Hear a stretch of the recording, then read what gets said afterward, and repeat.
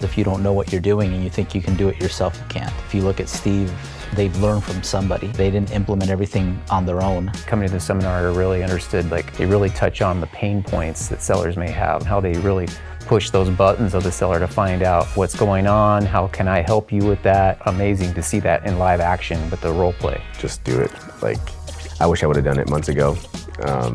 I regret not doing it months ago. I'm glad I'm here now. Yeah, it would have been even better if I had done it before. So when you come to a workshop like this, you learn how to implement, and then you can actually grow fast. I think if you don't come here, you're gonna fail. If you are serious about investing in yourself, you definitely should, make a great effort to try to come out. If you wanna fail, then don't come here,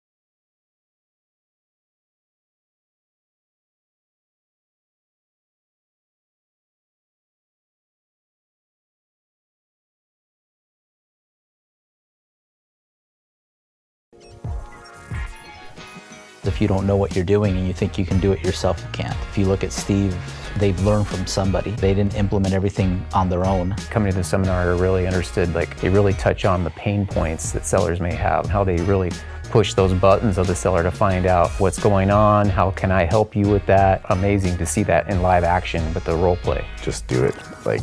I wish I would have done it months ago. I regret not doing it months ago. I'm glad I'm here now. Yeah, it would have been even better if I had done it before. So when you come to a workshop like this, you learn how to implement, and then you can actually grow fast. I think if you don't come here, you're gonna fail. If you are serious about investing in yourself, you definitely should, make a great effort to try to come out. If you wanna fail, then don't come here,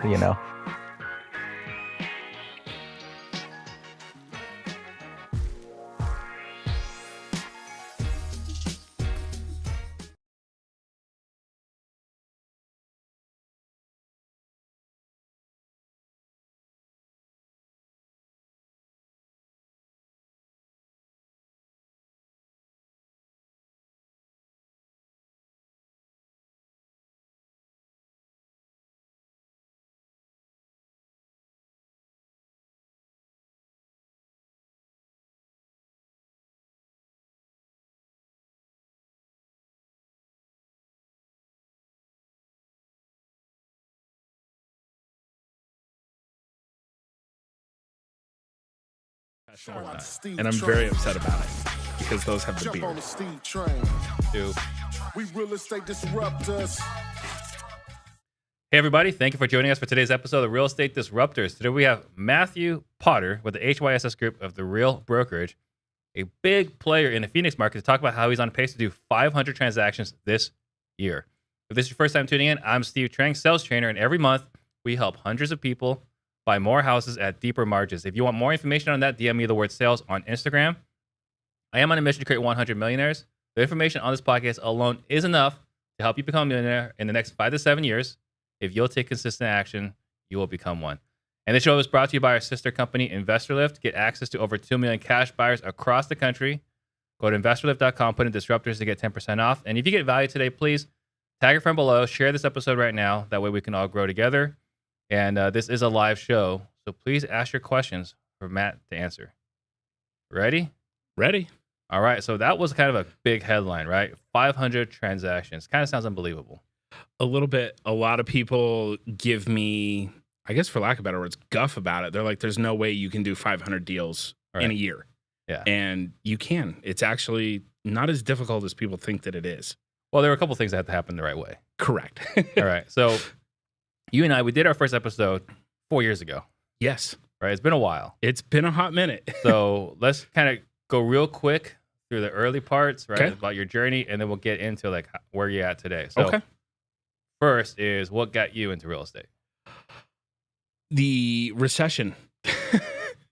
So I jumped in when everybody else was jumping out. I had just gotten a degree from ASU in realty studies, and the market took a massive shift. And I learned how to do short sales extremely quickly and started doing those, and realized within about 3 months that I was one of the few people on the planet that could actually get them approved at that time. Yeah.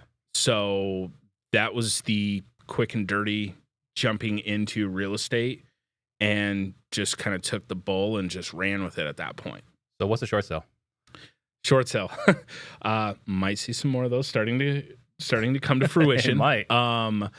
What it is it's where a homeowner owes more on the home than it is worth in its current condition. So example, you have a $300,000 mortgage. Maybe the home's only worth $250 in its current condition. We submit a packet of paperwork and negotiate with the lien holder to approve the sale at the market value. Yeah. And the more recent ones you've done, I think when we've talked about it, was someone buying a house VA loan. VA loans. We're also doing a ton of reverse mortgages right now. Home equity conversions. Yeah, we're doing a lot of those because the baby boomer population is, they're at that age. Mm-hmm. And a lot of them have taken out the reverse mortgages, which in turn leaves a substantial debt on the property. And then when they pass, their heirs are kind of stuck with it, for lack of better words. So we're working out short sales on it, cleaning it up. Property goes, down the line, and then ultimately gets resold generally to, an owner occupant. Yeah. So this was 2007 or 2008? 2008. 2008. So that's when we first connected. And so you're doing short sales then. And actually, I talked to people here or there. They're like, hey, I got a situation where it's there upside down. It's like, oh, talk to my short sale guy. It's like, you have a short sale guy? Like, there's still a short sale guy out there. That is me. Yes. So how many short sales are you doing right now?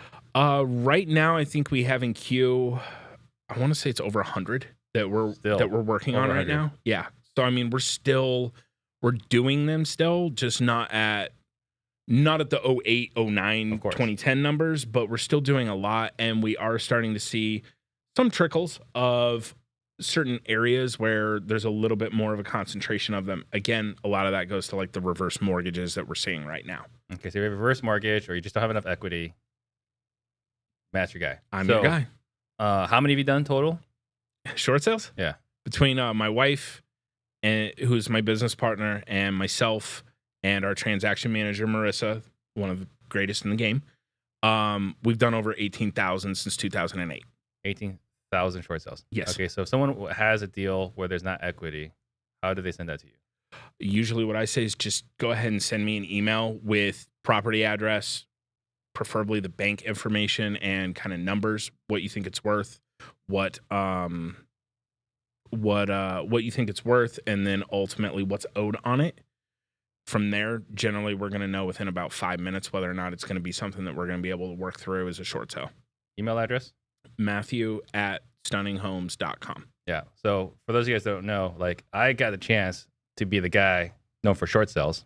I go out there, promote. It's like, guys, if you're upside down, let me list your properties, and then I would just have Matt do all the work. So it was a great situation for me for many years. It was, absolutely. And I'll never forget when we sat down, had lunch, and you were like, this is what I want to do. And I'm like, yeah, I'm all in. Let's go. Yeah. And, well, here we are. And back then you were getting paid 1% on my $60,000 transaction. So $600 to deal with the banks for months. 4 of us to split. Before you to split. Yes. Okay. So that's what got you into real estate. Yes. But I mean, when you got your license, I mean, you kind of hit the ground running real fast. Correct. I have one speed, anybody that knows me, and it is hyper. There's not, a slow down function. Mm-hmm. So it was one of those things. We knew we were going to get licensed for about 6 months. We were processing our short sales, doing those, and then all of a sudden, all right, hey, we're going to make the move into the brokerage side, and we're just going to go. And I think it was our first year in real estate with no real business plan or anything. We closed 78 transactions. And it was kind of one of those things where I was like, oh, hey, that was cool. Let's do more. Yeah. And then it just kind of went from there. And I remember we were talking, right? Because this is around that time you're getting a license. Like, oh yeah, by the way, I'm getting a license. Like, okay, that's cool. In Arizona, Nevada, and California, I was like, what the heck is that for? And now it's actually helpful. Yes, it is. So it was one of those things. We were looking at it from the aspect of having those opportunity areas, like especially with our short sale business, that was kind of key. And now fast forward to where we are now, Arizona and particularly Nevada are two of our high concentration areas for some of our clients with what they're looking to acquire. So it only makes sense where it's like, well, here we are, literally full circle. Yeah. So you guys started in an interesting market. Yes. I would say right now we're pretty interesting market. So for everyone that's like watching right now, we're talking about 500 transactions. Now that's on pace for 500 transactions, but that's not all wholesale or flip. Nope. It's a combination. So what, if we were to break out your deals, what kinds of deals are you doing and how many of each? I would say I don't do a ton of wholesales. You know that. You don't, but the ones you do are pretty good. I am a maximum return, minimal effort guy. Yeah. We do generally about a dozen wholesales a year. Flips right now we haven't really been active on it, but usually we like to stay around 12 to 24 on that as well. Everything else that we have going on right now is, well, there's institutional buyer and then our traditional. Our traditional accounts for, I would say 15% of that 500 number. The rest is our institutional buyers that are looking for high quality rental homes. So like 75% of your deals, correct, are hedge funds, correct, or iBuyers. Yes. So for everyone that's watching, we're talking about how you got to here. So there's two things I want to talk about: is A, how you got those accounts, and B, for anyone that actually has those accounts, how to run them the right way. Perfect. Right? Because it's awesome to get those accounts. Indeed. More important to keep those accounts. Yes, because at the end of the day, there is no real emotional attachment behind it. It's business. You better handle your business and you better do it in the proper way. Right. Or, you're not going to work with them anymore. Yeah. It's that simple. So let's start off with like, how did you, and for those of you guys that are going to ask, like, we actually can't say the names. We try to clear it beforehand. They said no. So we can't say the specific funds you're working with. Yes. More than one. Correct. But how did you happen to a situation where you're able to have people look you up and want you to represent them?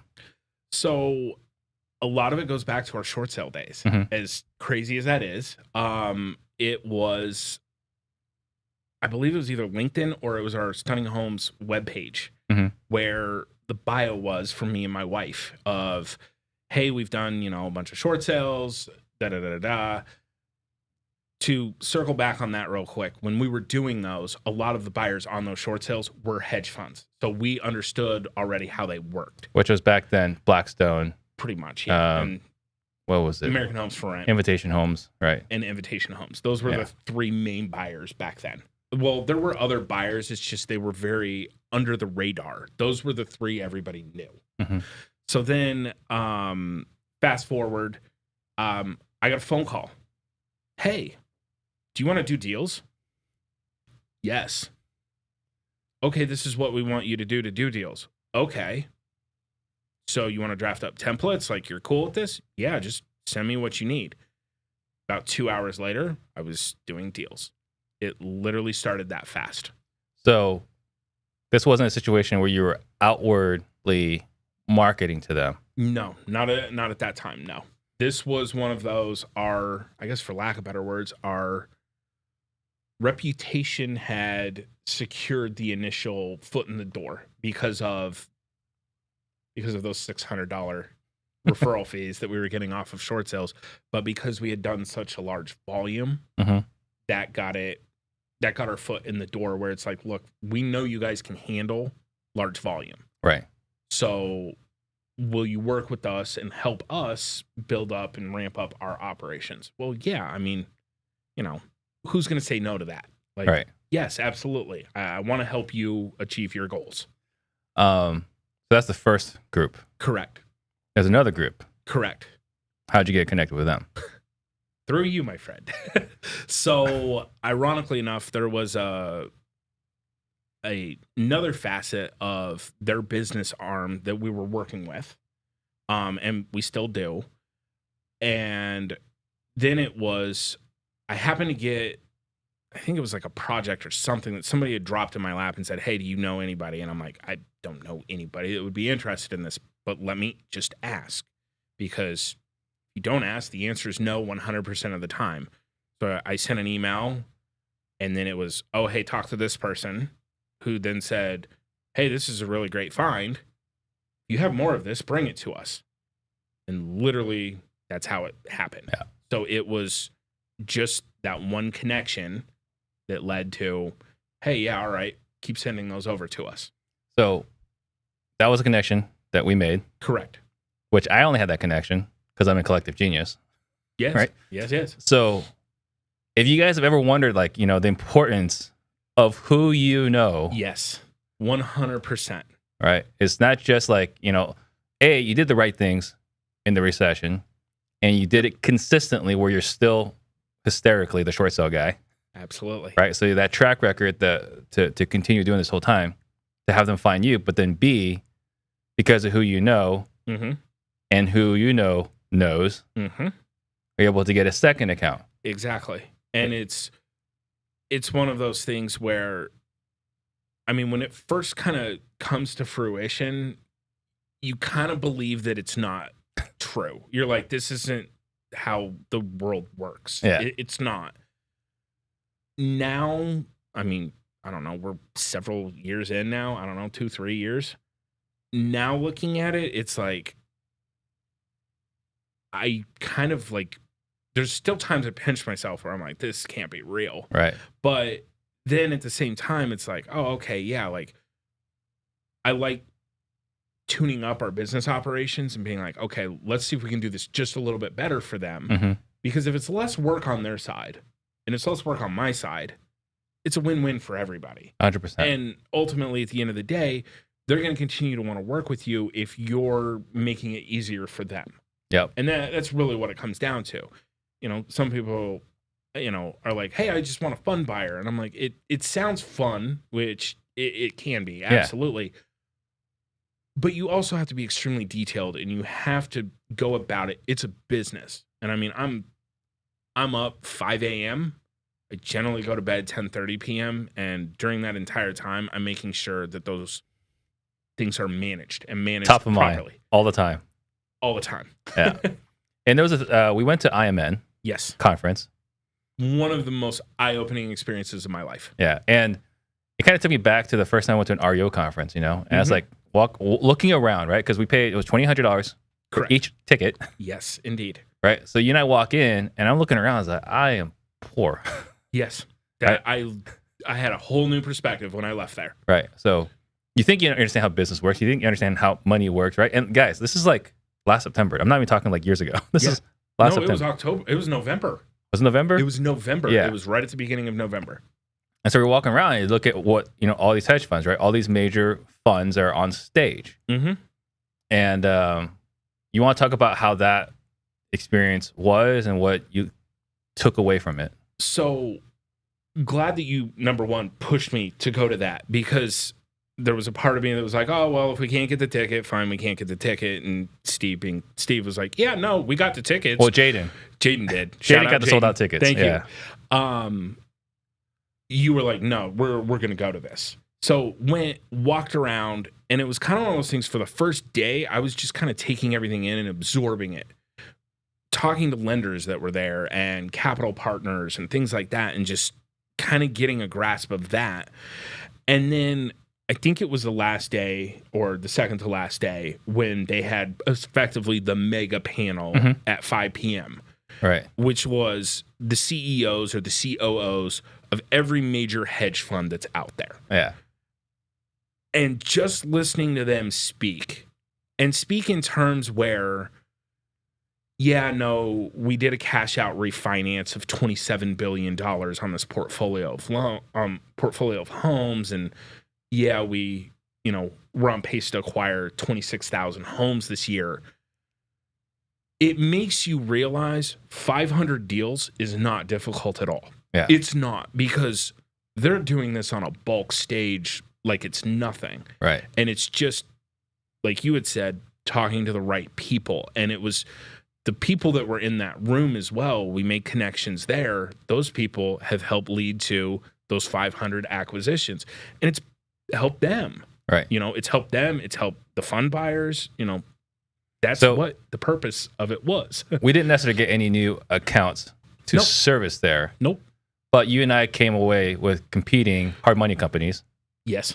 So you have a hard money company now. I have a hard money company now. Yes. And we're competing against each other. Yes. And clearly I'm winning. But probably. But outstanding.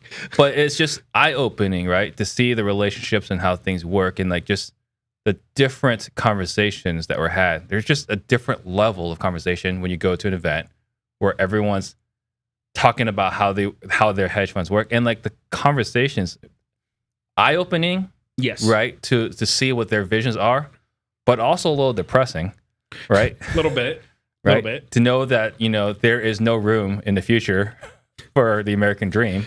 Correct. That's a little depressing. There's a little bit of a conundrum that I find myself in at times. Yeah. Yes, there is. So, all right. So I want to talk about. Okay, it's great you got the accounts, right? Yes. But how do you keep the accounts? And I'm asking this in the window because like I used to do REOs. I used to list properties for foreclosures, and it was a process, and it was a whole different operation. It wasn't like, oh, I have an REO account, now I'm going to make all this money. It's a whole different, not a nightmare, but a whole different stress. Yeah. So how are you able? What process operations you put in place to retain the accounts? So for me, first and foremost, my wife and my transaction manager are the true backbone of our entire operation. Like without them, none of this happens. It doesn't. So for me, being able to rely on, number one, my wife with even kind of the document side of things, and then to a much deeper extent, Marissa with the documents, that keeps that bulk of it off of me. But we're the masters of templates, I guess, for lack of better words. And it goes back, again, to the short sale days. Like, we effectively automated a process that should not be able to be automated. And we were able to do that. But with the hedge funds that I've learned, agents on the other side still need to feel warm and fuzzy. Like, you can't just go to them and be like, hey, here's a bucket of cash, sell this house, especially if they have an owner on the other side that is emotionally vested in their home. Of course. Because at that point, it makes it challenging. So, like, for example, like, I even looked at, like, hey, dude, I'll just go ahead and go into, Podio, create an account, just shoot out offers all day. That doesn't work. That works, but it doesn't work as well as doing the actual. It's not as effective. Exactly. So I handle that part myself. I do. And we've kind of built what we joke around as our own MLS. A lot of agents will come to us and say, hey, look, I have a seller that needs a lease back, needs post-possession, needs something. Are you guys open to it? Well, let me see. Okay, sometimes it works, sometimes it doesn't. Things change over time. Target areas, things like that, things change.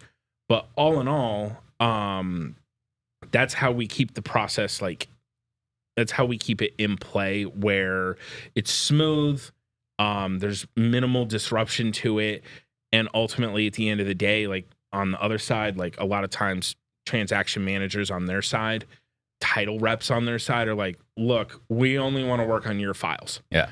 Your guys' stuff is the cleanest and everything's always in order and docs are done before we even request them. And I'm like, well, yeah. If you send 50 less emails a day, you're going to get a lot more done. So if we can just send that to you ahead of time, it's a win-win for having everybody. Marissa definitely helped with that. Marissa's probably like 99.87% of that. So step one, is being easy to work with. Yes. Right.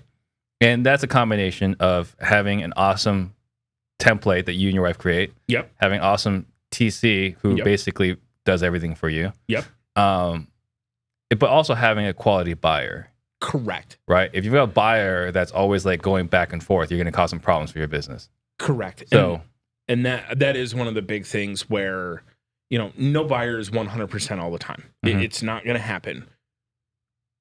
But when you're 99.99% of the time, man, it's nice to be able to step into a situation, especially like a multiple offer situation or something like that, with a lot of confidence. Yeah. And be like, look, I can vouch for them. I've done a couple hundred deals with them. There's been a couple that haven't worked out, but guess what? Those are generally because seller at the 11th hour was like, no, I don't want to sell. Okay, well, I don't really consider that a cancellation, but it is a cancellation. So step one is doing good business so you get repeat business so that realtors are sending you deals. Correct.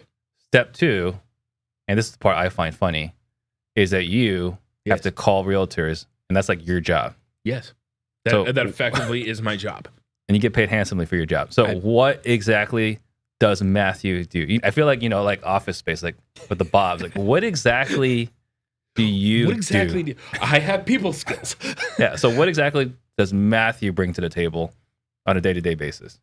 The relationship of the realtors that we've worked with being able to bridge the gap and vouch for the buyers that we have. Like, no joke, kind of like Office Space. Like, literally, I have the people skills. The other thing, and again, this is perfect example, submitted an offer last night. In the MLS, it said absolutely no investor offers.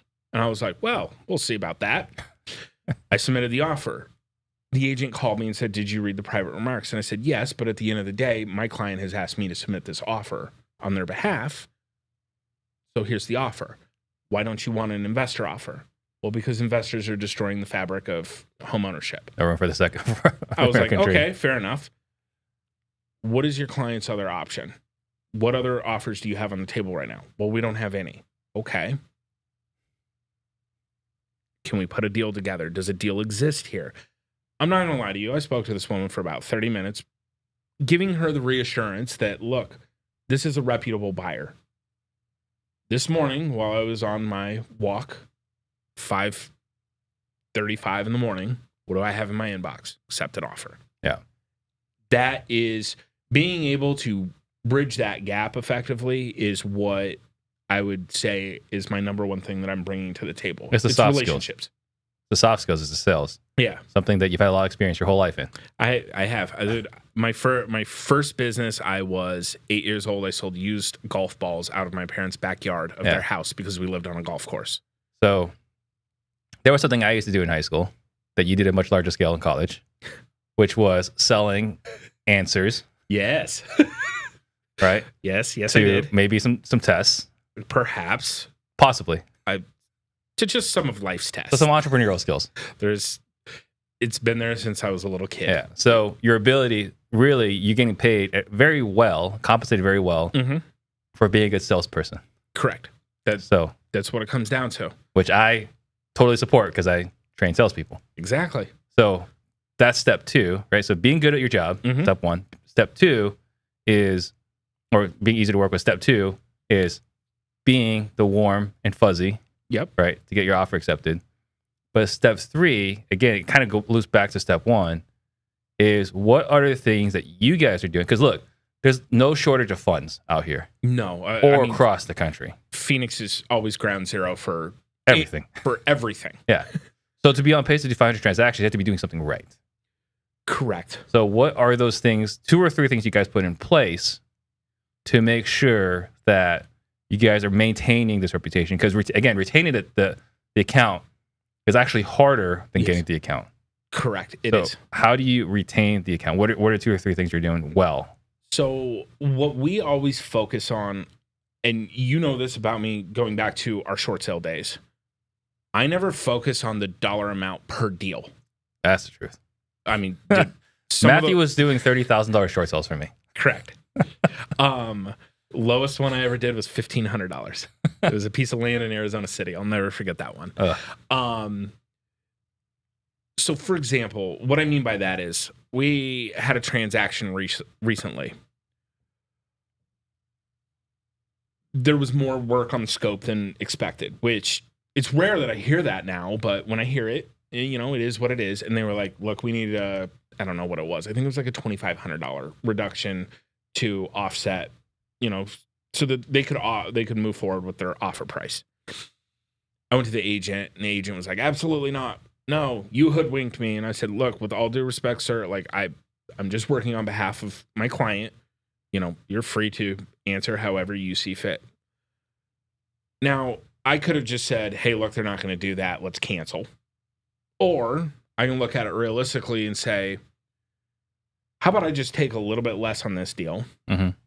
Because there's another 100 deals behind it. So I did that. And guess what? My client was very appreciative of that. Yeah. And a lot of times, the reward for good work or hard work is more work. Yeah. And I'm good with that reward every day of the week. So that is one of the things that I look at. I always look at, you know, I'm not going to give away, you know, all of my paycheck on every transaction. You know, it's no longer a smart business decision at that point. But if there's a situation where we're just tight on numbers, generally I'm going to find a way to make it happen and move it forward. Yeah. I don't trip over pennies to get to dollars. Well, you and I have talked about this offline, is the commissionectomies, right? Like, Yep. realtors hate it. And there's some realtors like, absolutely not. I am not giving any part of my commission. I worked hard for this. I'd rather lose the deal than shave $1,500, $2,000. Yep. And principally, they're correct. Oh, yeah. Question how much they value their time. Principal and a quarter will get you a quarter cup of coffee. That's what's going to happen at that moment in time. Meanwhile, I'm going to go to Starbucks with my check because I closed. Yeah. So one, right? Your willingness to do what it takes to get the deal done. To get the deal done. Absolutely. But, you know, we talk about Marissa and we act like she's like a magician. She I mean, is. she is. She is. What are some of the things she's done to make her like supernatural?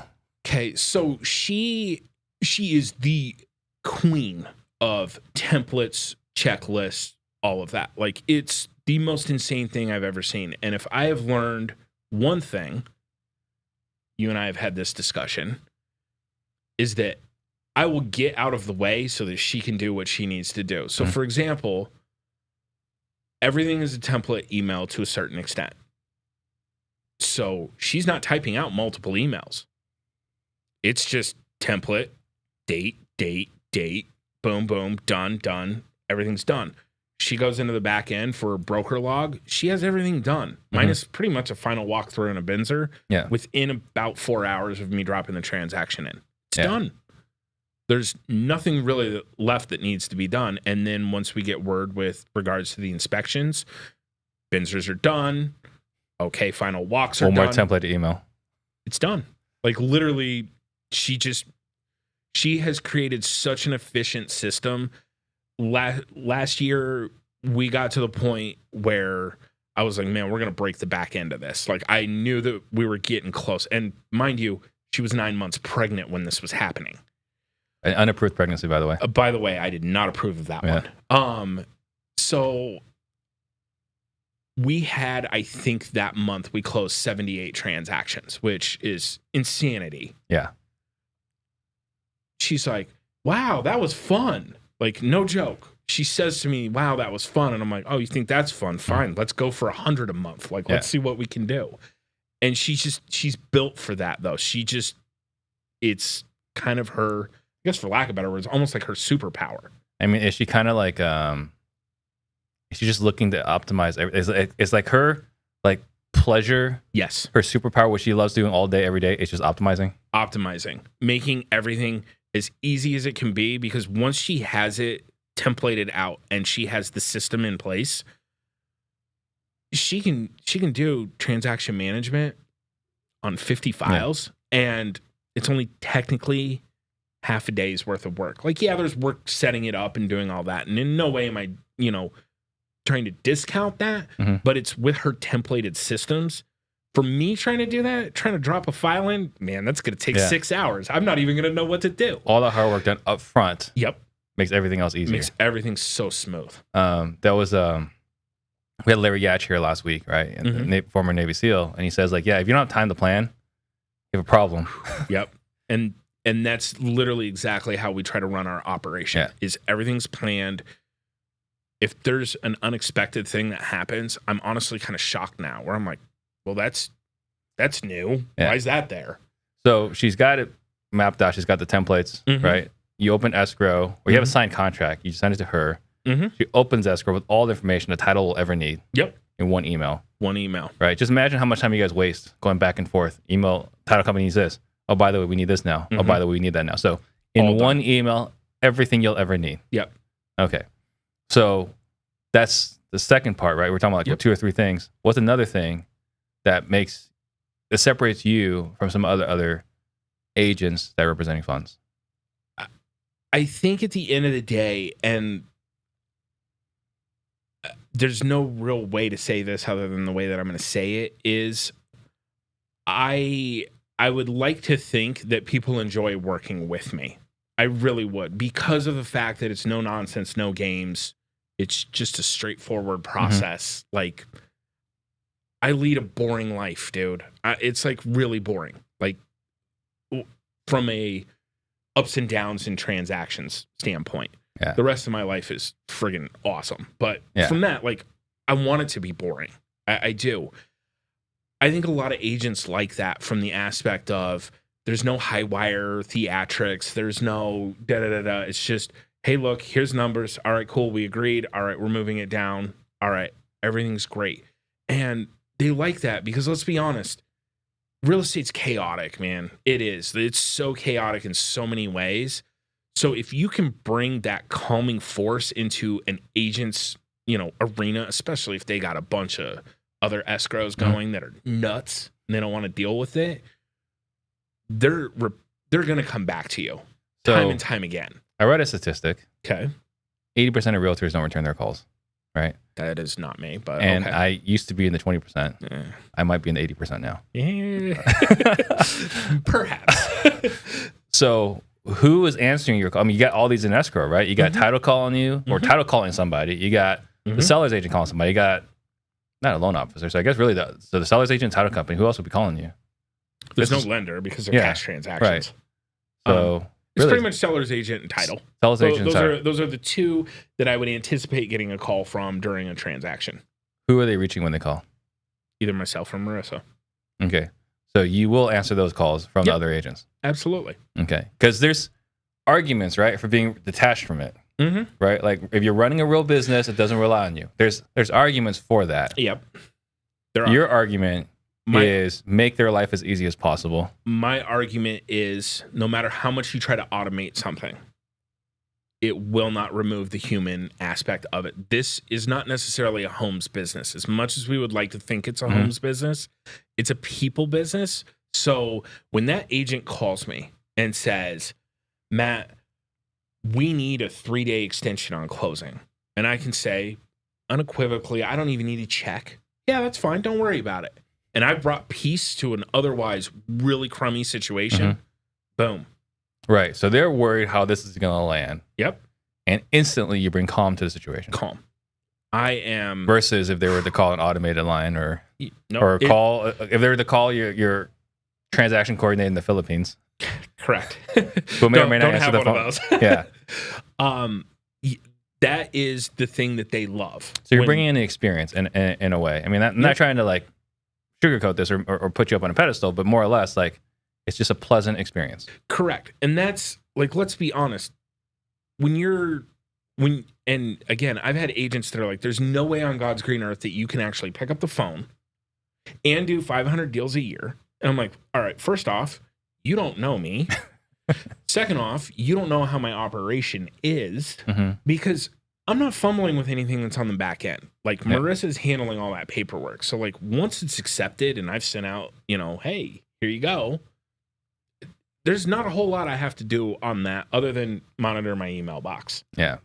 So it's one of those things where once I always tell people like, all right, fine, try and find out.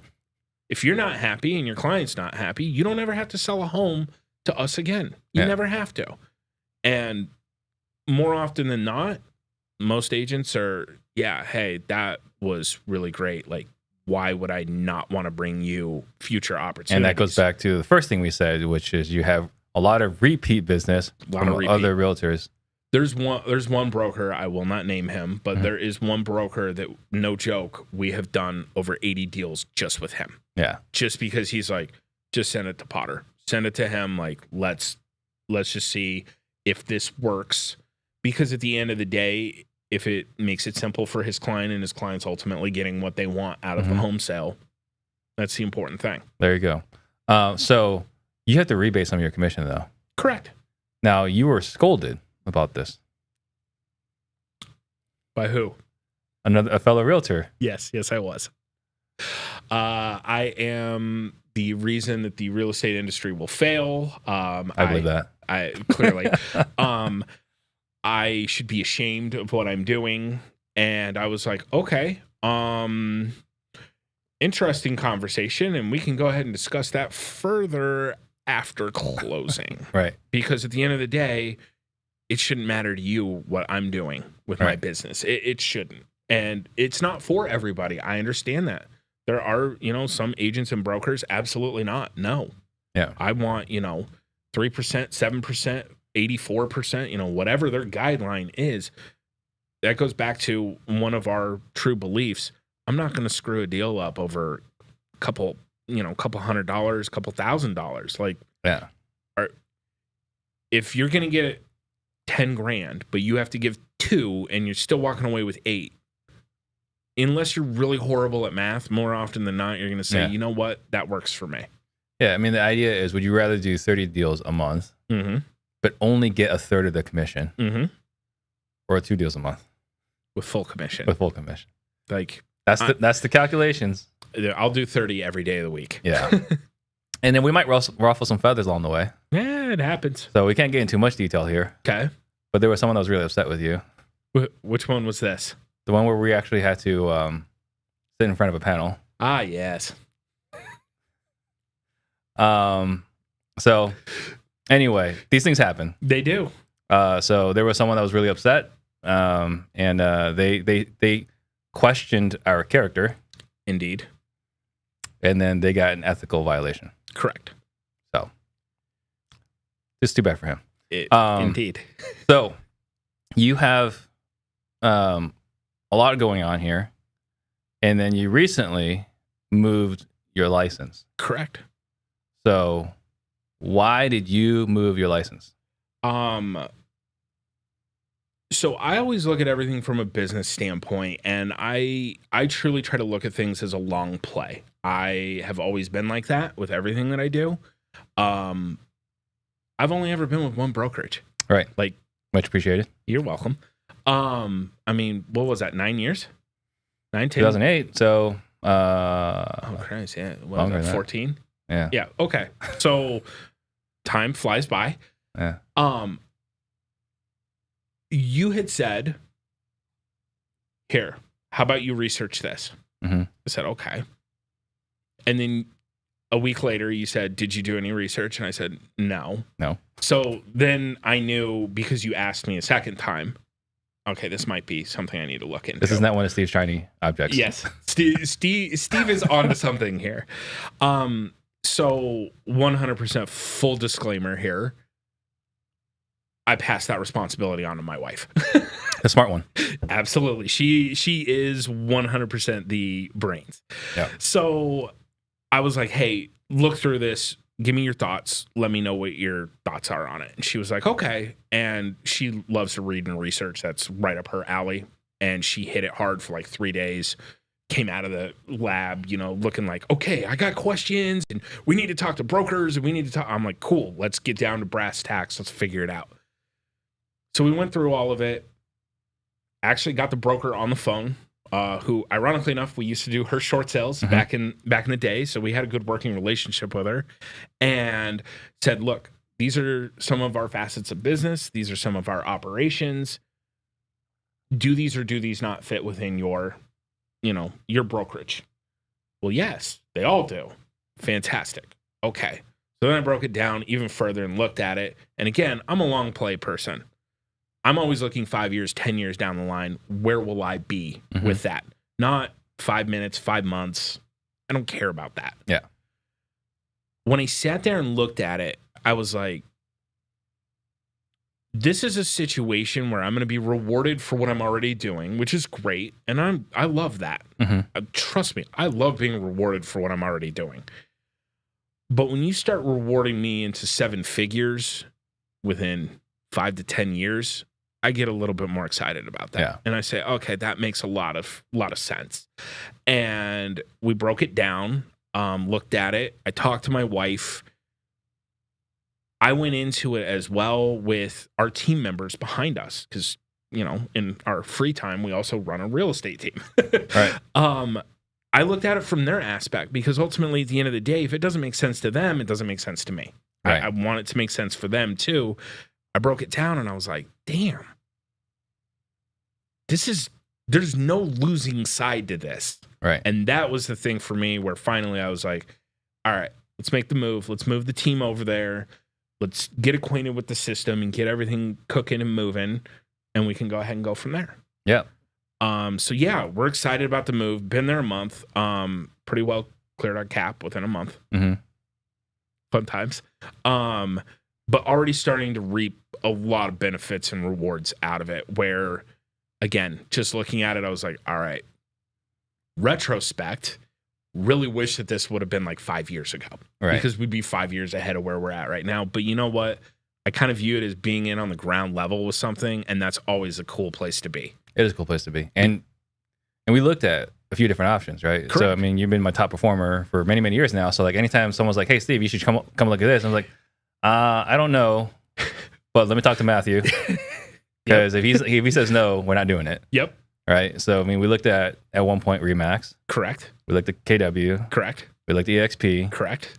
And we looked at Real. Correct. And this is the first time I was like, oh, this actually makes sense. Correct. And it was that sitting down with the broker, making sure that all of our aspects were there and covered, and they were. And I was like, okay, there's no reason that this doesn't make sense. Right. And, it's nice. Like, I've already gone through it, experienced it for this first month, and already seen the rewards, which it's kind of almost funny seeing it because I'm like, holy crap, like, that's awesome. Yeah. Like, okay. And, I was even talking to a good buddy of mine.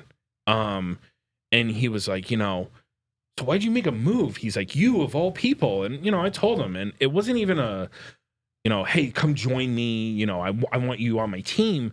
But we were sitting there talking. And at the end of the conversation, he goes, so like, can you do lunch next Wednesday or Thursday? Because I really want to sit down and understand these numbers. And I was like, yeah, buddy, like, let's do it. Like, absolutely. Because if that helps you and helps your team, cool. Like, let's do it. If it doesn't, I don't care. I'm going to still do deals with you. Right. That's how this is going to work. And it certainly helps that the DB is Chelsea. Yes, absolutely. Someone you destroyed those back with a long time ago, and someone I met at the 40 and the 40 back when we were under 40. And it's been a few years. Looking in the rear. Right. And our friend Steve Valentine. Yep. Right, is over there. And then we get to collaborate with Ryan Zolan, Ryan Pineda, and so on. So if you guys are interested in this, right, I mean, getting a chance to pick this guy's brain, I would say for sure, right, check out Real. Yep. Right, joining in Matt's downline.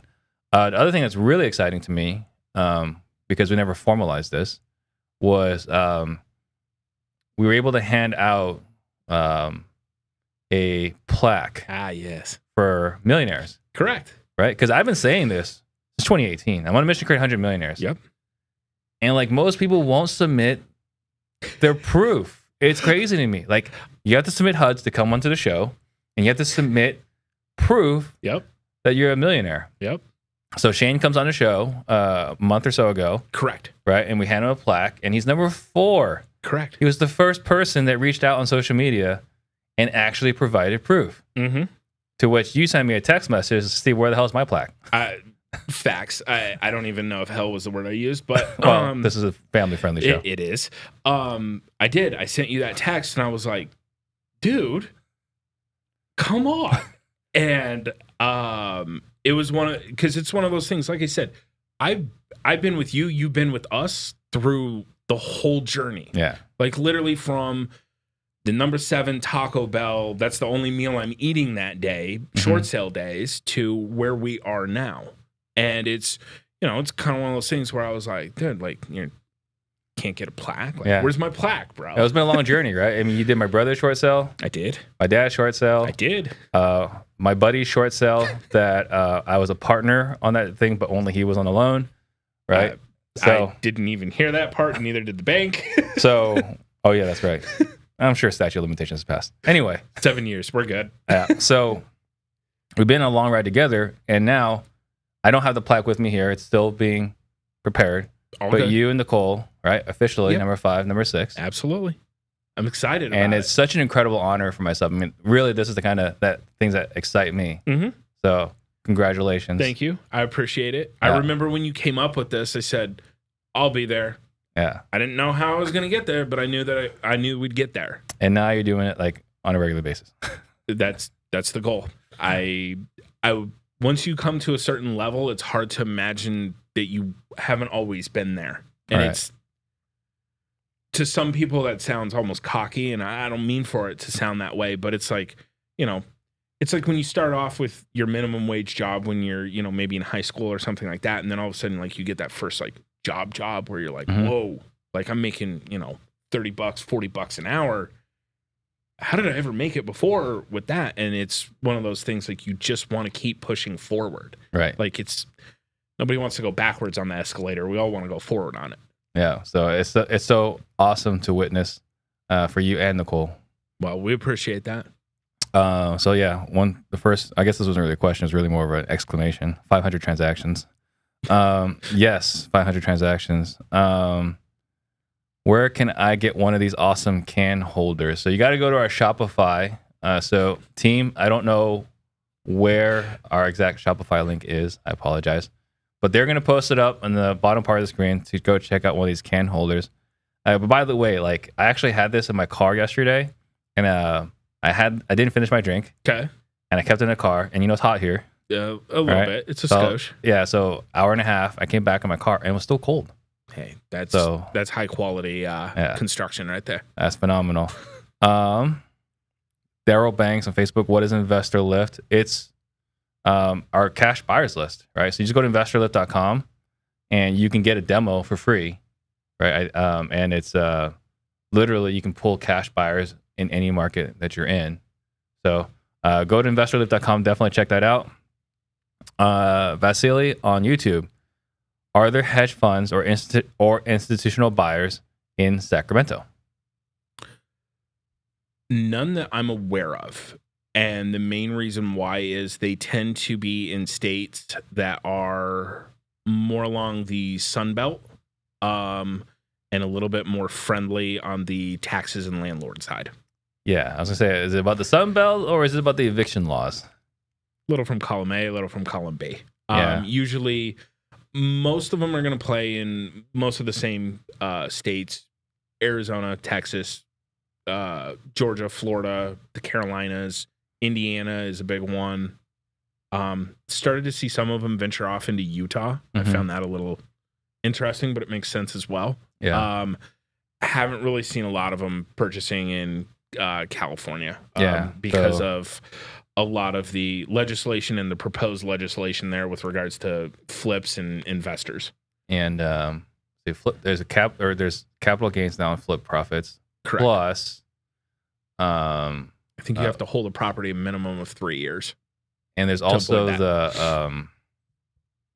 what do they have in New York that they just passed in Oregon that you can't? Rent control. Rent control, yes. Yeah, rent control is very popular near the Pacific Ocean.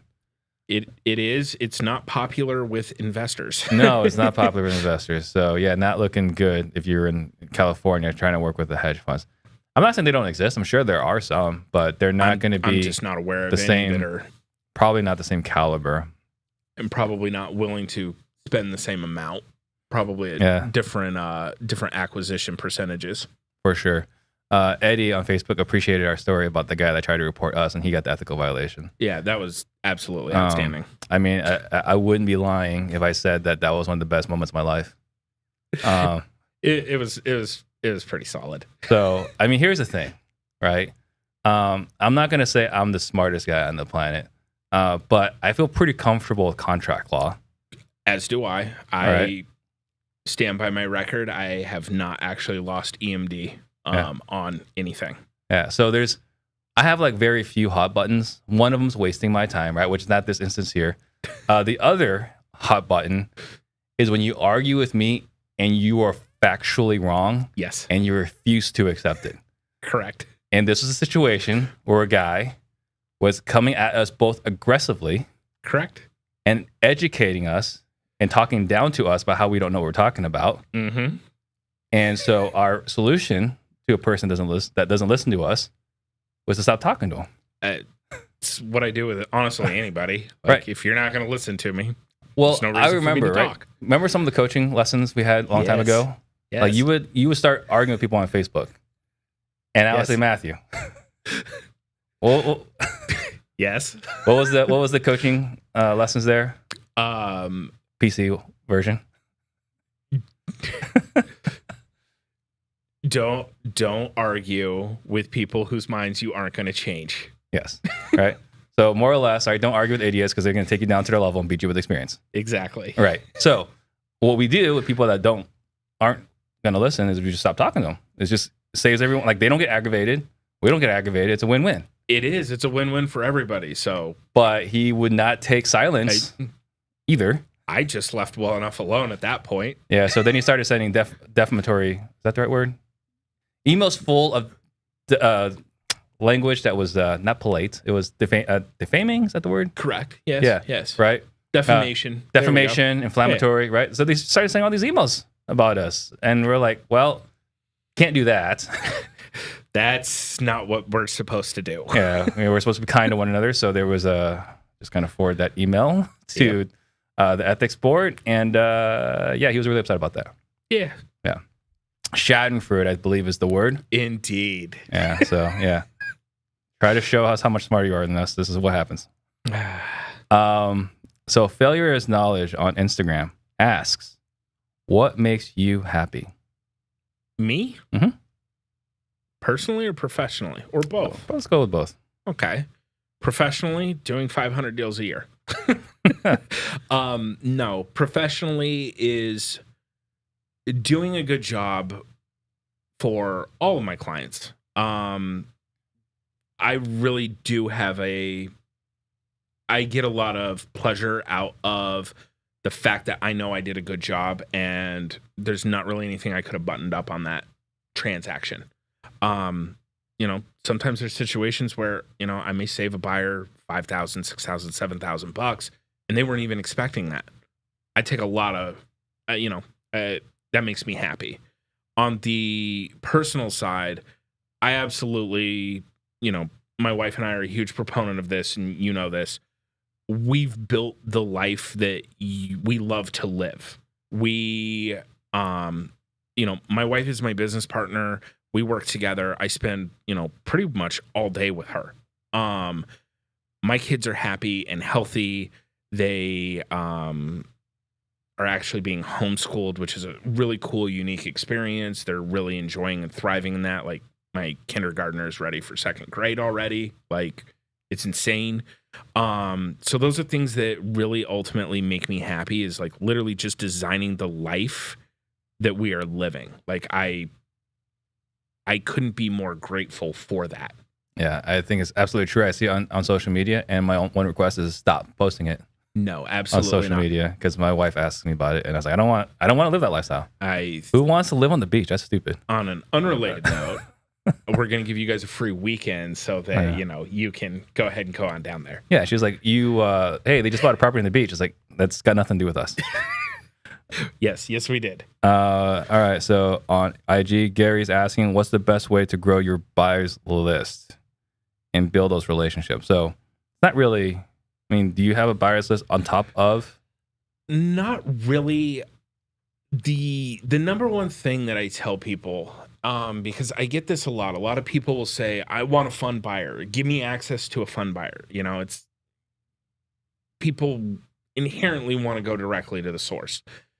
But you have to understand, if a hedge fund asset manager is getting 30,000 emails a day, they're never going to get anything done. So a lot of times what I tell people is, for you to get what you're looking for, go to the person that they've already developed that relationship with. Yeah. Come to me, bring a deal to me. I'll scrub it, because I don't send everything over to them. Some stuff doesn't fit the buy box. It maybe a year, maybe it's got a pool, lease solar, kiss of death. And if that's the case, let's not waste your time. Let's not waste their time.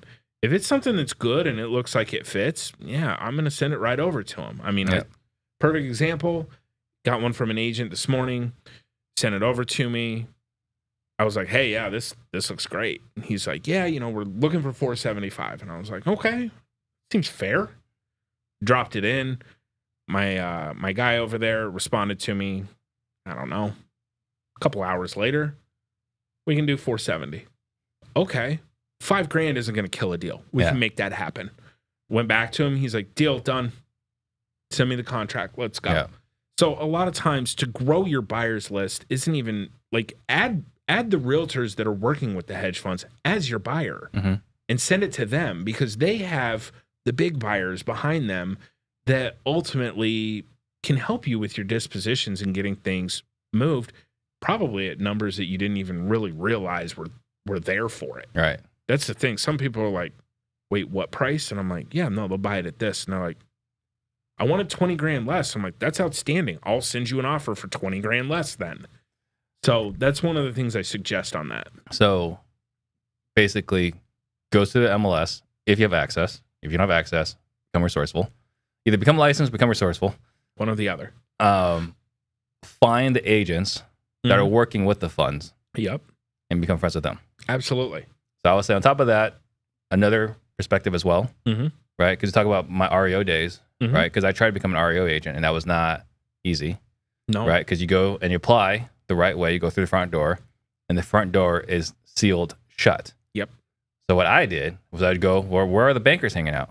And I would go out and I would go get drunk, right? With the bankers. Like, we treated them like the attractive females at the club. They were the royalty. They were the royalty. We got bottle service, right? Get them drunk. I mean, I would have to stagger in my hotel room at 3:00 in the morning, right? Like, I still remember like walking downtown Denver amongst all the homeless people, me in my suit, all, frazzled, whatever, and still waking up at 6:00 next morning to go to the REO conference, right? So there's two ways. I would say there's one is yours. Yep. And then B, if you were so inclined, you could go to an IMN conference, find out where the hedge funds are, go get them drunk. Yeah. People business. Absolutely. It is. It's a people business. Either model will work. One is going to get you the result much quicker than one's faster. One is much faster. Yeah. One is a high risk. Yeah. The other one may lead to alcohol poisoning. Especially if they don't like alcohol. Exactly. So Eddie asked this question. He was the one that appreciated our story. Okay. And I love Eddie because he's got an analytical brain. He's actually a literal rocket scientist. Outstanding. Right? So what will it take, do you think, to take your business from 500 deals a year to 1,000 plus deals a year? Time. What tweaks, changes would you have to make to your process? I don't think I actually need to make any tweaks to my process. I think it literally will be time. And what I mean by that is, here's your perspective. 3 years ago, I had a good year. It was like 118 transactions. That was 3 years ago. Last year I did 376. It's actually probably higher than that, but I didn't include some new builds, whatever. This year on pace for 500. I think there's no reason I can't do 750 next year, if not 800. And then the year after that, most likely we'll go over 1,000. I want to be in the 4-figure club. Can we please get Marissa at least an assistant? Absolutely. I will allow her to clone herself. At least get her like a VA. Yeah. Something. So it literally or a live-in nanny, probably. Perfect. That would probably be the best use. Yeah. Vasily, again, what was your biggest win and what is your biggest fail? Biggest win? Whew. I mean, I guess it's just living life right now. Like, that's literally like the biggest win is just continuing to do what we're doing right now. I mean, that's a great question. I haven't even really thought about that, actually. Biggest fail is, and I think everybody goes through this, or at least I would like to think. Maybe I'm the only person. I don't know. You and I have had this conversation. When things are changing and you're going from 250 miles an hour down the Autobahn to 25 in a residential zone, don't beat yourself up when things are shifting. Because I did that earlier this year. I got down on myself, down on my business, and I needed to realize that was just what was occurring at that moment in time, and that the opportunity for much larger growth was right there on the horizon. My biggest fail is getting in my headspace about that, though. Yeah. Because I got in my headspace, and for probably 2 to 3 weeks, I was not my normal self, which was reflective in my work, reflective in my relationships. And ultimately, at the end of the day, if I had to do it all over again, I would have taken much longer walks. But you know what? Hey, you live, you learn, you grow. And now looking at it, I'm like, okay, I recognize that and can move forward from that in the event that I find myself in that space again. Yeah, and I remember having that conversation. I even shared with you, like, dude, you sound terrible right now. Yeah, no, I did. You need to go and take a walk around the block or something. Yes. And I've never had to say that to you. We've been known each other for 14 years. I've never had to say that to you. Yep. And I was like, yeah, I don't know what's going on, but you should go for a walk. Yeah, no, I was, for lack of better words, I was miserable at that moment. Yeah. Like I was. And it's okay because, again, like, looking back on it, I'm like, okay, that was just how you were dealing with that. There's a better way to deal with that, though. There is. Well, and this was at a time where you had one account. Yep. And that account, like, came to a screeching halt for a minute. It did, because all their operations was changing. Yeah. So with all their operations changing. Well, I mean, this is around the time where, interest rates are changing. That thing in China where that multi-billion-dollar bankruptcy, like, there's lots of moving parts. Yep. And they were reconfiguring. Yep. But you can feel that because you get accustomed to certain income. And it's, again, you're going 250 miles down the Autobahn, and when you step off, like, even just stepping off for 3-4 days, it's like, whoa, what do I do? Yeah. Like, this isn't normal. Like, right. I feel like I should have 20 properties under contract right now from this week, and I don't. So it was one of those things where it was like, ugh. And then started making some changes on my side, and all of a sudden it started picking back up. Yeah. And it was like, okay, well, you've had your moment. Get back on the horse and get to work. Right.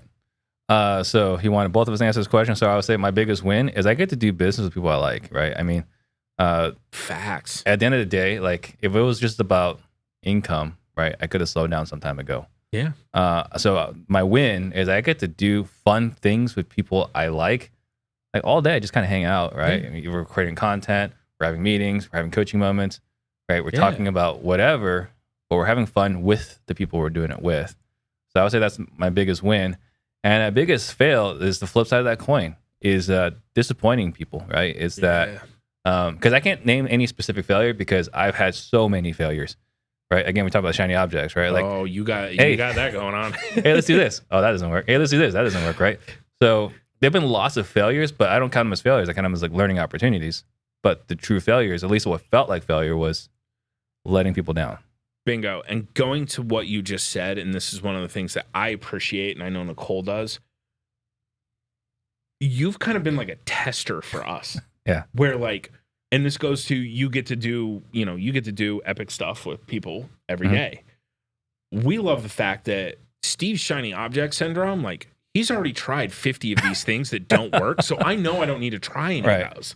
Yeah. So generally when you and I have conversations and you're like, hey, by the way, you need to look into this. Yeah. I take it as like, yeah, I need to look into this because if he hasn't looked at it. Okay, yeah, that doesn't work. All right. I know at the end of the day, like, all right, I should probably look into this. And generally, just by doing that, it's like, oh, cool. Now we have more epic things we can do. All right. So yeah, stress tested, right? I get to be Tim Ferriss. Oh yeah, no, you definitely do. Yeah. I guess going back to these things, right? Like for everything you're doing, because you're doing some epic things right now. Yeah. What is your why? What is the motivation that keeps you going? I mean, my family, my kids, my team. Ultimately, at the end of the day, I've just always been a very driven person. I don't like to fail. No, I don't have a problem with failing. I don't like to lose. That's the difference. I don't like to lose. Yeah. Doesn't matter what it is. Like, I don't like to lose. So for me, it's one of those things where, hitting 100 transactions, I was like, dude, man, that's great. And then I'm like, look at all these people that are doing 300. Should do 300 transactions. Then once you get there, it's like, all right, you can do more. But like at the end of the day, like without my wife, my kids, all that, I don't need to do any of this. And it's not even like they're putting a demand on me that I have to. I love providing for my family. I do. I love being, hey, all right, we get to do all this. And then in turn, we get to live a really epic life. Yeah. Like I love that. Like I love the house that we live in. I love the beach house that we bought. We're building a cabin. We've been able to start creating a lot more wealth with rentals and things like that. So it's just, that's my why of like, I want to leave the legacy behind. Like I do, where it's like, my kids are going to need to work and they're going to work. Like, dude, I already got my 17-year-old on payroll. Yeah. But I want them to work intelligently and have that 10 years that I technically didn't have of what I'm doing now. I want them to see that and experience it as younger children. You know what I mean? So that they can ultimately live the best life that they want as well. Yeah, what I like about that a lot is there's only a handful of people that are very clear on their purpose, right? Like we kind of get into this game, and you already mentioned, right? You're competitive, right? Yes. And we get into this game for time freedom, financial freedom. Yep. And then we play the comparison game. Oh, absolutely. Right. But you actually hang out and just spend time with your family. You get to do what you want. Yep. I think COVID had a role in that. Big role. Yeah. Prior to COVID, I felt I needed to go on every appointment. It's me that they want. It's not me they want. To a certain extent, it is. It's the service that they want. I have team members that are very, very good at what they do. Great at showing property, great at sitting down, listing agents, all that stuff. They don't need to see my face. They don't. So for me, it was one of those things. COVID hit. I have an autoimmune son. So COVID was taken very seriously in our house from the aspect of I can't bring it home because I've already seen this before with, Phoenix Children's. I'm not going to go down that road.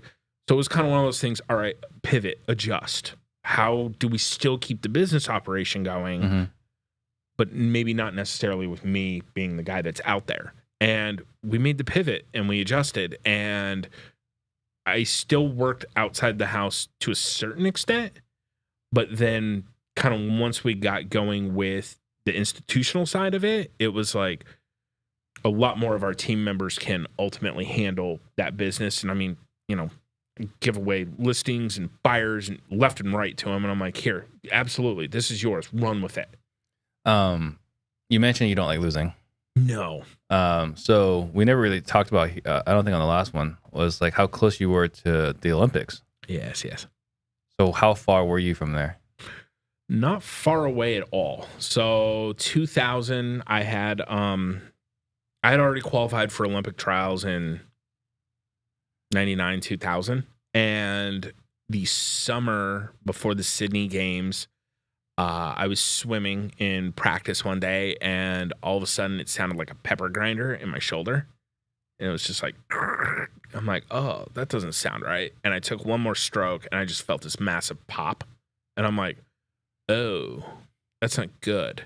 And like I swam over to the side of the pool. I got out. With one arm or both arms? With one arm. Literally with one arm. So, I'm kind of doing this. Got over there, got out, and went to I think it was I don't remember what doctor it was. Went to the doctor, and he's like, you have tendonitis, bursitis, you have a bone impingement, and there was something else, like a ligament that they had to repair. And I was like, all right, so like, how long does that take? Like a week, 2 weeks? Like, when can I get back in the pool? And he's like, well, it'll be 6 weeks before you're back in the pool, and it's going to be about a year of full rehab. And I was like,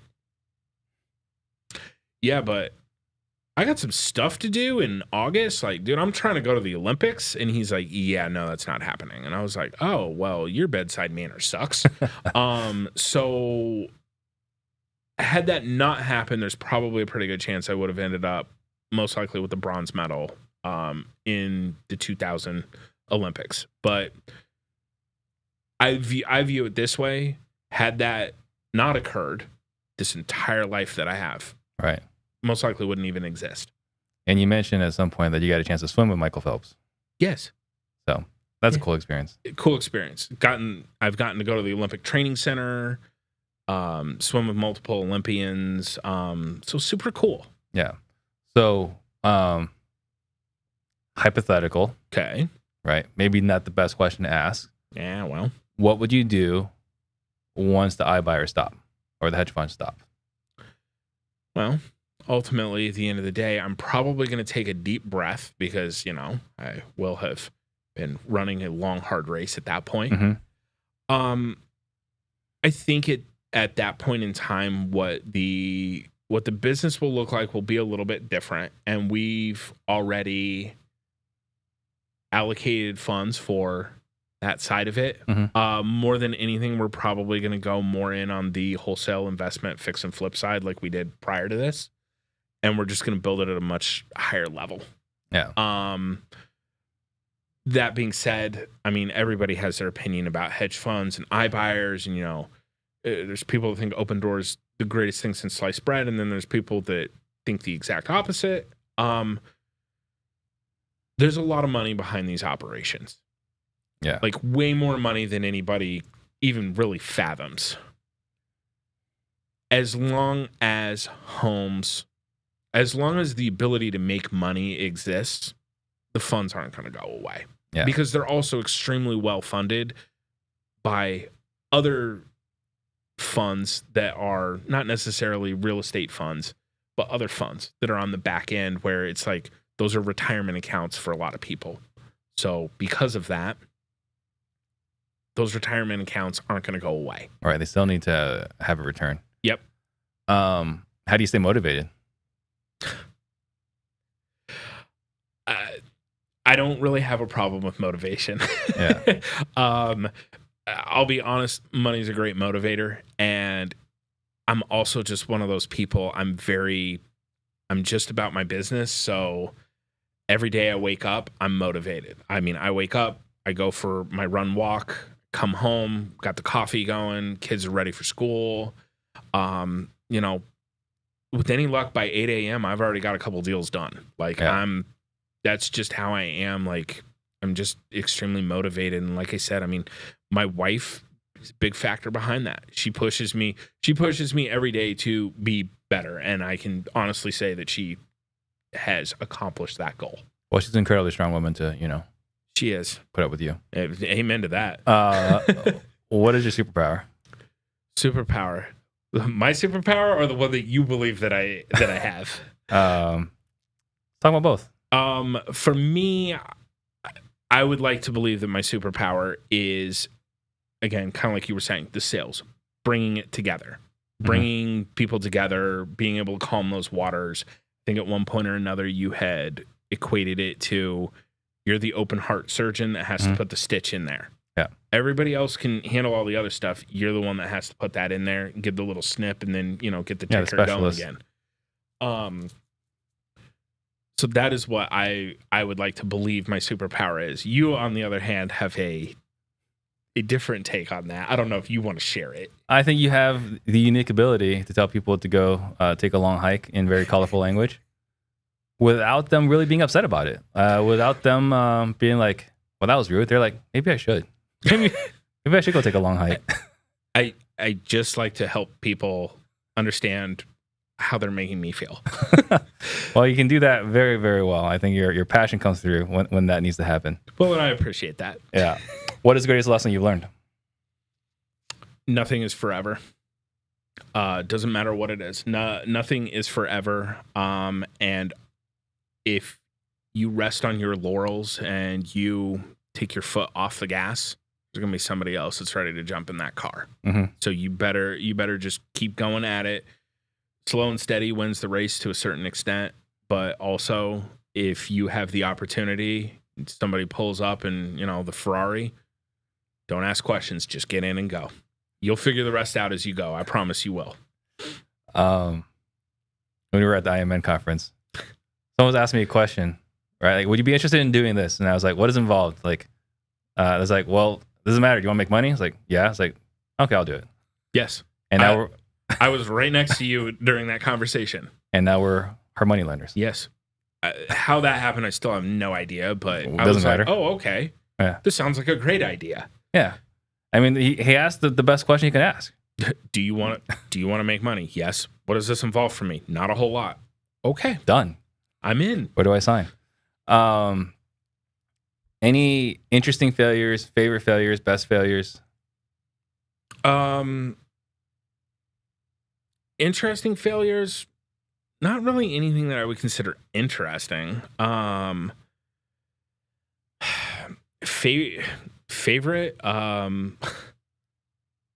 well, I mean, I had one listing that I ultimately got fired from because the buyer didn't want to purchase the home because there was polybutylene plumbing in it. Mm-hmm. And the homeowner was absolutely irate with me. This has been here for 35 years. You're a jerk, every 4-letter word under the sun. And I was like, okay, so what I'm hearing is you're not going to replace the plumbing. To which I was told, no, I'm absolutely not. And I don't want to work with you anymore. And I said, perfect. Thank God. I'll send you over the cancellation. To which I did. And then 2 days before closing with the other agent, the polybutylene burst in the house. And I was like, oh, that's interesting. It was one of my buddy's friends. Yeah. So for me, that was probably one of the favorite quote unquote failures that occurred. How unfortunate. Shocking. On Facebook, Rhonda Salazar wants to know, what did you change personally and professionally to get out of the not yourself days or funk you were going through? Talking about like 3 months ago? Mm-hmm. Okay. So the big thing that I did, and this goes back actually to last year, I started putting an emphasis on, and our whole family did for that matter, health is wealth. At the end of the day, dude, if my ticker craps out tomorrow, like that is not good for anybody. Mm-hmm. So I needed to put that emphasis on it. I was getting to the point that I was feeling stressed because I quote unquote wasn't doing enough deals. I had thrown the exercise regimen to the side. I wasn't doing it, which you don't realize how important that is until it's not there. And then you start it again and you're like, holy crap. Yeah. So I started waking up in the morning again, started going for my runs and walks. I think I started out with a half-mile run and I felt like absolute garbage afterwards. But then later in the day, I immediately started feeling better. And I was like, you know what? Do this. And the other thing that I did was I got back to basics with my business. I literally went back to basics, talked to several of my traditional clients, got some business drummed up. I think I listed 12 properties in 2 weeks. I mean, generally that kind of helps cure all. Sales fixes a lot of problems. It does. So, I got back to that. And then literally as soon as I kind of got back to that and got that where it was, everything else started taking off. And I was like, oh, cool. Sometimes you got to take a step back, get out of your own way, and then step back in and get through your process. You kind of mentioned anything can happen at any moment. Yes. And I got a chance to listen to Dan Marcos, who's a consultant, a highly paid consultant. Mm-hmm. He talks about how 80-90% of businesses that sell, they don't sell because they want to sell. Mm-hmm. They're selling because someone died or someone's super sick. Mm-hmm. And you have to have your business position in a position to sell if you really want to take care of your family. Yep. So it sounds like you're already doing that. And I have that as a goal for myself a year from now to have a business that if anything should happen, turnkey and anyone can take it over. Anybody can take it over. My wife and I have talked about it. My 17-year-old daughter has already sat down and talked to us about it as well. As soon as she turns 18, she wants to have a real estate license. She wants to join the team because she wants to learn the workings of it. Because at the end of the day, she's seen what it can provide. Mm-hmm. She knows that the opportunity is there. More than anything, like you said, God forbid something happens to me and Nicole. God forbid. But if it does, she's in a position where she can just step in, take over it, run it. There's nothing wrong with that. Yeah. That's leaving the legacy. Right. Because the business at the end of the day is going to pay for everything. Don't get me wrong, the shiny stuff is always fun, right? But the business is going to pay for everything. Absolutely. And she's going to be absolutely lethal. Yeah, dude, she will make me look non-existent. I'm sure of that. Yeah. So final question from Vasily is, what's your outlook for the end of the year and the following year, and what are you doing to prepare for it? My outlook, I'm probably a little bit more, what's the word I'm looking for? I don't believe that doom and gloom is on the horizon as many do. Mm-hmm. For perspective's sake, my first house, the interest rate was 7.5%, which was a smoking rate. So what I mean by that is we've been extremely spoiled by the market the last 2 years, especially if you're a seller. If you're a seller, dude, you haven't had to do anything. Yep. Stay in your house for, 6 years rent free. We don't care. We're now going into a market that is still favorable to sellers. And what I mean by that is instead of 50 offers, you have 2 or 3 offers on a property. Well, guess what? You still only have one house to sell. So until we're to a point that there's more houses than there are buyers, we're still in the same thing. It's just the oven's gone from 500 down to 250. Yeah. Okay. Still hot though. Yeah. I think the other thing is, and this is something I'm sure that you would agree with me on this, Steve, or maybe you wouldn't, and it is what it is. The federal government, regardless of who is ever in office, will always do something to either prop up and or move along the housing market, because so much of GDP and everything is tied to it. Yeah. I was reading something, I think it's 46 jobs are tied to every one home sale. Think about that. That's nuts. I'm what are you talking about? There's an escrow officer, an agent. Well, I guess there's a broker and a lender. And, you start calculating it out and you're like, holy crap. It's not just that, right? It's Home Depot. It's Home Depot. It's Lowe's. It's the guys at the timber mill, all of that. And you're like, holy crap. Yeah, it really loan is. officer, underwriter, processor. Mm-hmm. A lot of people involved. Home inspector, appraiser. Yeah. Well, F the appraisers. Yeah, I'm not a huge fan. All right, I want you to think about something I want to leave the listeners with. Okay. A thought, and I'm going to make a couple quick announcements. Guys, if you got value today, please like, subscribe, share, comment. Helps us reach more people, helps us create more millionaires. We do have our blueprint coming up. Go to disruptors.com/blueprint. You're going to spend 2.5 days in my office, and we're going to be going over our business and how we run our business from A to Z. And then we do have our... Let's see what else we have here. Apologize. We do have Blockchain Whales. You go to Steve Trang on YouTube. It's a different channel.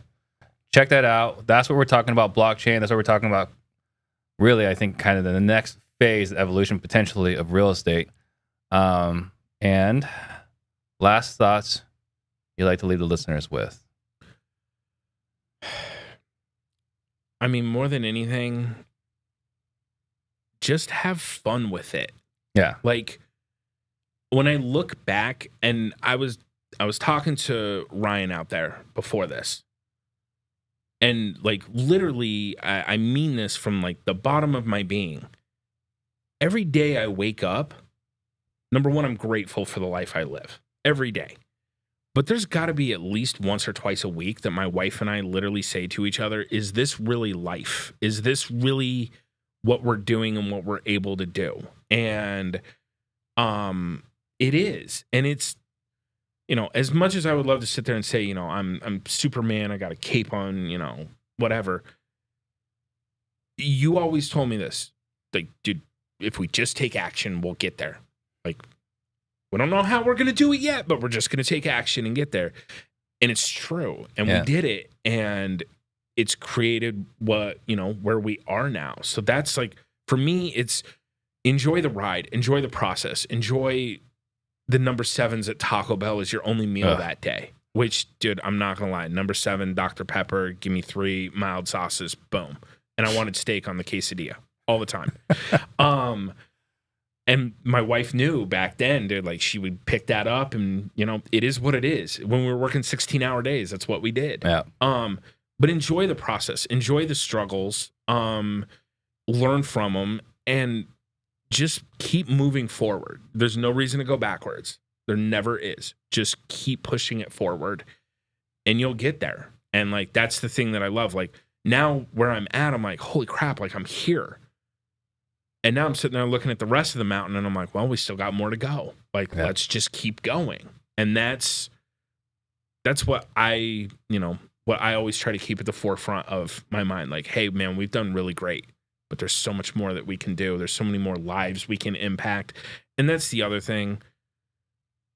It's a we versus me. Like, it's not me, it's we. Like, when you do things with people, collaborate with people and things like that, you're going to get there light years ahead of if you try to do it just by yourself. 100%.